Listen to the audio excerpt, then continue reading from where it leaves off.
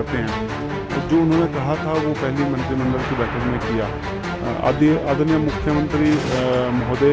लगातार पेंशन बहाली के लिए पहले से बहुत कुछ कहते आए थे। जो उन्होंने कहा था वो पहली मंत्रिमंडल की बैठक में किया। आदरणीय मुख्यमंत्री महोदय लगातार पेंशन बहाली के लिए पहले से बहुत कुछ कहते आए थे और सचमुच एक साहसिक फैसला लेने में उन्होंने देर नहीं की और पूरा कर्मचारी वर्ग हमेशा उनका ऋणी रहेगा। पूरा कर्मचारी वर्ग खुद को सुरक्षित महसूस कर रहा है कि एक ऐसे मुख्यमंत्री प्रदेश में आए हैं जिन्होंने सचमुच अपना वादा निभाया। तो आदरणीय श्री सुखविंदर सिंह सुक्खू जी का धन्यवाद। देखिए, जहाँ तक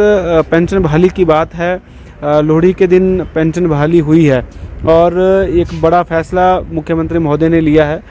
और उन्होंने स्पष्ट रूप से कहा है कि हम वही पेंशन देने वाले हैं जो 2003 से पहले कर्मचारियों को पेंशन मिलती थी। तो बीच के रास्ते का कोई सवाल नहीं उठता। लगातार हमसे जो सुझाव मांगे गए हमने भी यही कहा है और हमें यही आश्वासन भी दिया गया है। तो इस तरह के कोई जो है बीच के रास्ते का सवाल अब नहीं बचता, क्योंकि इस तरह के बीच के रास्ते तो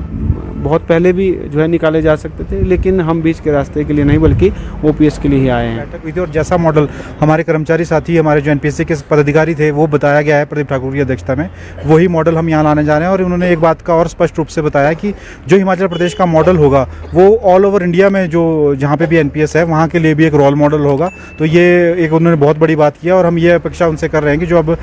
आने वाला है एसओपीज आने वाले हैं उसके बाद जो हमारा एक मॉडल बनकर तैयार होगा उसको और राज्यों में भी अपनाया जाएगा। टायर्ड हुए हैं उसका डाटा जो है वो रखा था और हमने अपनी तरफ से बताया था कि जो इस टाइम हम एनएसडीएल को पे कर रहे हैं और अगर हम ओल्ड पेंशन को हम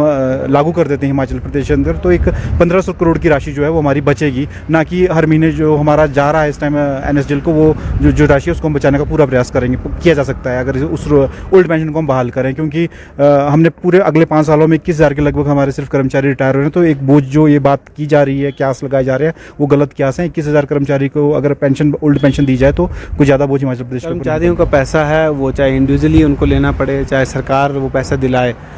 लेकिन कर्मचारियों का पैसा जो है कर्मचारी को मिलेगा। और इसके लिए आपने खुद कहा पीएफआईडी और या केंद्र सरकार की ओर से भी इस तरह की जो है खबरें आई थी, लेकिन हम धन्यवादी हैं आदरणीय श्री सुखविंदर सिंह सुक्खू जी के। वो खुद ये प्रयास कर रहे हैं, कर्मचारियों के को जो है दर दर की ठोकरें वो नहीं खाने देंगे, ये हमें विश्वास है।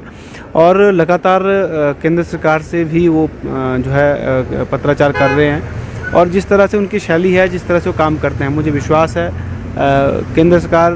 जो हमारा पैसा पीएफआईडी के पास है वो भी हमें वापस मिलेगा, हमें पेंशन भी मिलेगी और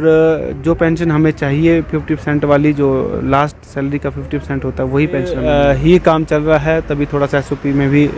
समय लग सकता है। तो प्रदेश सरकार का हम धन्यवाद करते हैं कि वो सभी वर्गों के बारे में सोचती है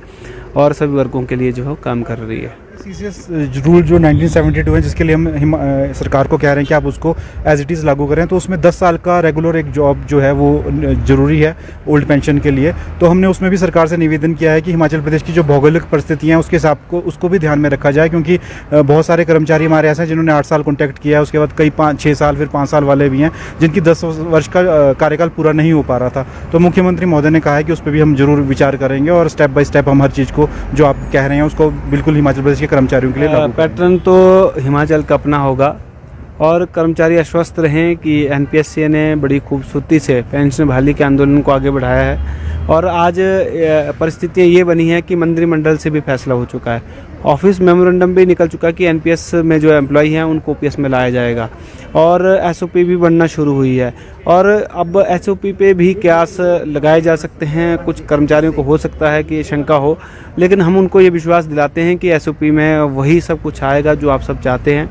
जो हम सब मिलकर चाहते हैं। और जो लोग भ्रांतियाँ फैलाने के लिए या झूठ फैलाने के लिए इस तरह की बातें कह रहे हैं उनको भी हम ये चेताना चाहते हैं कि आप समाज के हित की बातें कई बार करने की कोशिश करते हैं कि हम बड़े समाज के हित में काम करते हैं, तो वो लोग मुझे लगता है कि समाज में बल्कि दुष्प्रचार फैलाने का काम कर रहे हैं। इस तरह की बातें कुछ नहीं है, क्योंकि पेंशन बहाली का मतलब पेंशन बहाली है, हमें आदरणीय सुखविंदर सिंह सुक्खू जी और उनके तमाम मंत्रिमंडल के सहयोगियों और उनके सरकार के ऊपर पूरा विश्वास है कि वो पेंशन बहाली अगर उन्होंने करने का निर्णय लिया है, मंत्रिमंडल से इसकी सहमति जब मिल चुकी है, तो अब एसओपी भी वही आएगी जो सुखविंदर सिंह सुक्खू जी चाहते हैं, जो प्रदेश के कर्मचारी चाहते हैं, जिसको एनपीएससी चाहते हैं। 1 लाख कर्मचारियों के साथ हम आभार रैली करने जा रहे हैं, जिसमें मुख्यमंत्री महोदय ने भी धर्मशाला के लिए सहमति दे दी है। तिथि अभी थोड़ा समय लगेगा उसको निश्चित करने के लिए। बाकी हमारे हर जिलों से हमारे कर्मचारी साथियों के हमें फ़ोन आ रहे हैं और वो चाह रहे हैं कि हम लोग भी अपने ज़िले की तरफ से रिप्रेजेंटेशन में के लिए वहाँ पर आएँ भी, और हम कुछ ना कुछ अपने ज़िले की तरफ से कुछ गिफ्ट मुख्यमंत्री महोदय के लिए ज़रूर लेकर आएँ। जैसे किन्नौरी से वो वहाँ की जो कल्चरल उनके कुछ गिफ्ट्स होते हैं, उस तरह की बातें वो कर रहे हैं। तो इस तरह से पूरे हिमाचल प्रदेश के कर्मचारी, क्योंकि 2015 से आपने देखा है संघर्ष हमारा लगातार जारी रहा है, तो संघर्ष के बाद एक मीठा अनुभव जो पुरानी पेंशन बहाली का है वो भी होने हुआ है। तो उसके लिए सब लोग आभार प्रकट करना चाहते हैं मुख्यमंत्री महोदय को, तो उसके लिए वो आभार रैली कर भी रहे हैं और अपनी तरफ से जो जो उनकी इच्छाएं होंगी उस दिन वो भी पूरी करना चाहते हैं। तो हमने मुख्यमंत्री महोदय से मिलकर उस बारे में आज डिस्कशन किया है और उन्होंने कहा है कि मिल बैठ के हम तिथि भी दोबारा एक बार डिसाइड करेंगे। कर्मचारी हमेशा से जो है प्रदेश के विकास के लिए ही रोल निभाते आए हैं और हमें खुशी है कि हिमाचल प्रदेश जो है देश के अग्रणी राज्यों में से एक है। बहुत सारे ऐसे विषय हैं जिन विषयों में प्रदेश जो है पूरे देश में नंबर 1 की स्थिति में है। वो इस कारण हुआ है कि प्रदेश की जनता ने लगातार सरकार का सहयोग किया है, सरकार ने बहुत अच्छा काम किया है और जो सरकार के दिशा निर्देश या जो भी काम होते हैं वो कर्मचारियों ने बखूबी अपने दफ्तरों में बड़े अच्छे तरीके से निभाए हैं। प्रदेश का कर्मचारी कोई राजनीति नहीं करना चाहता, ना इस तरह की जो है बातें हैं, लेकिन मजबूरियां कई बार हो जाती हैं। तो अपनी जैसे पेंशन की ही मजबूरी थी,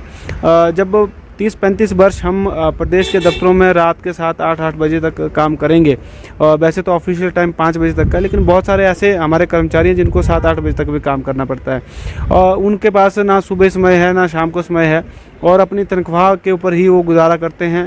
महंगाई का आपको खुद पता है, लेकिन फिर भी वो बुढ़ापे में जब उनको असुरक्षित छोड़ा जाने लगा तो फिर कर्मचारियों को जो है अपने लिए जो आवाज़ उठानी पड़ी। इसलिए थोड़ा सा हमें समय निकाल कर जो है ये पेंशन बहाली के लिए संघर्ष करना पड़ा, लेकिन अब पेंशन बहाली का संघर्ष बिल्कुल अंतिम पड़ाव पर है और अब हमारी पेंशन जो है बिल्कुल हमें मिलने वाली है, जिसके लिए हम सुखविंदर सिंह सुक्खू जी का धन्यवाद करते हैं।